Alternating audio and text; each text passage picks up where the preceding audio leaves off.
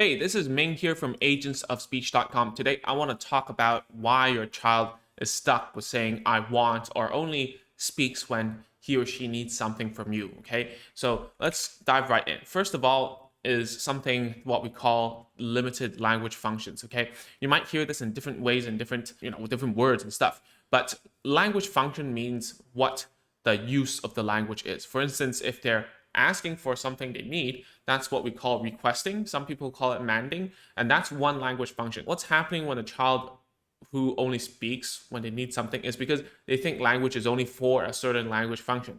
In this case is requesting. Okay, so you need to teach children different language functions. There's a lot.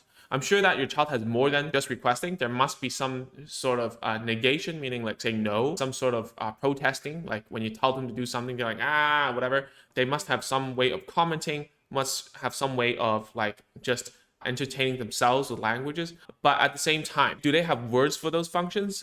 I don't know about that, right? So that's why, to the second point, is that we need to teach more than need-based communication, okay? We need to go away from just teaching children to talk when they need something, all right? And what does that mean? Okay, in a lot of therapy, especially in ABA, they focus on, or I would say, because we're all therapists, we're focusing on teaching the child to like get something by speaking, and then they understand, oh, the power of speech is great because all I need to do is to flap my lips and I get something I want.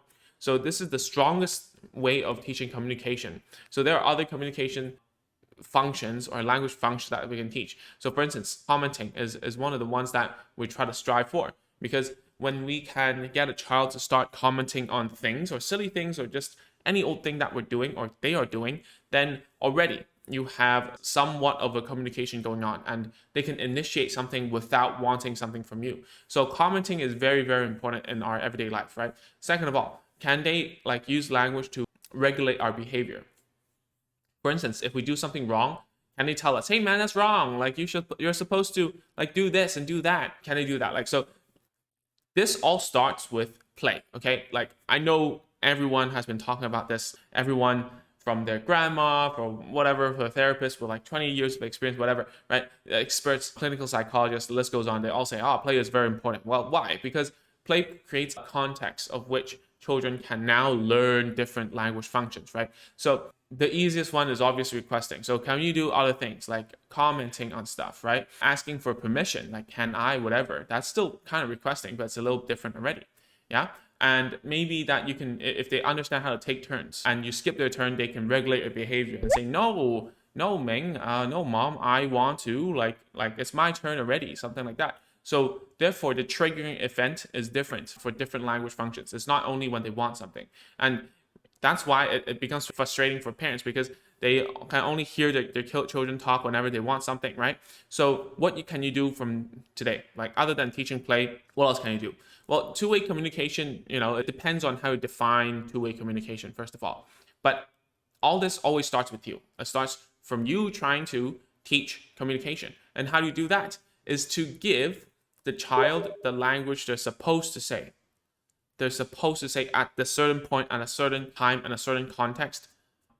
Just telling them exactly what to say instead of asking them questions or or trying to teach them. All right, because how children pick up language or how people pick up language is that they're inside of a certain context and they're interested in it. They see what languages are involved and then they learn those words after repetitions, right?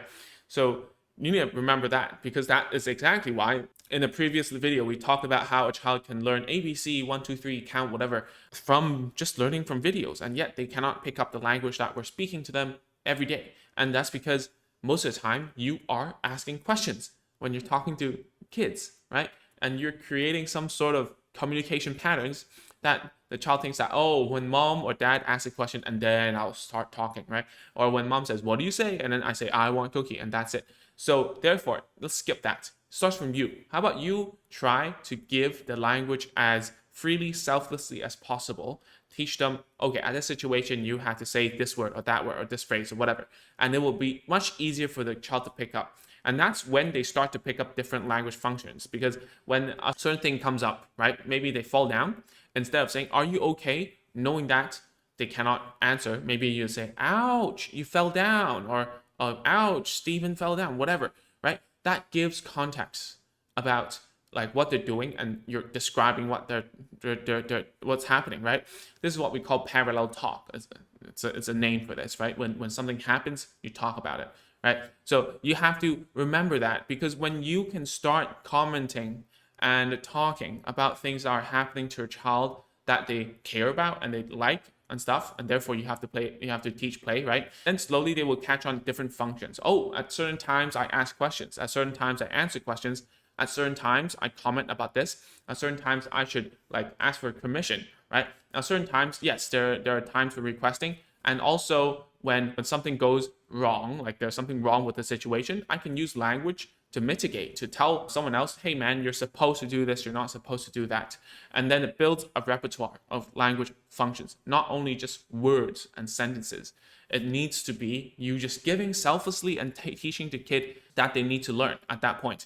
They might not be able to say it right away, because most parents and therapists, teachers, whatever, we're very short-sighted. We want the kid to talk now, right? So therefore, we use tactics that will like make them, like we prompt them too much. We create situations where, oh, because you want this, you can have it. But we have to evolve away from it. That's the first step to get children to talk to us.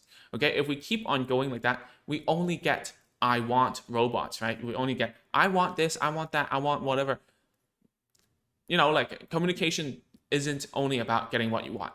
Okay, communication is about enjoying and telling people how you feel, right? So let's go there and start telling your children how we feel and how we think in certain situations, and keep the language as simple as we can so that they can absorb it. Okay, that's all I wanted to say in this video. If you haven't, you should go to agentsofspeech.com/combining class. It's a free 30-minute private class from me teaching you how to get your child to speak in sentences. All right, so I'll see you there, and that's it for today. Thank you. Bye-bye.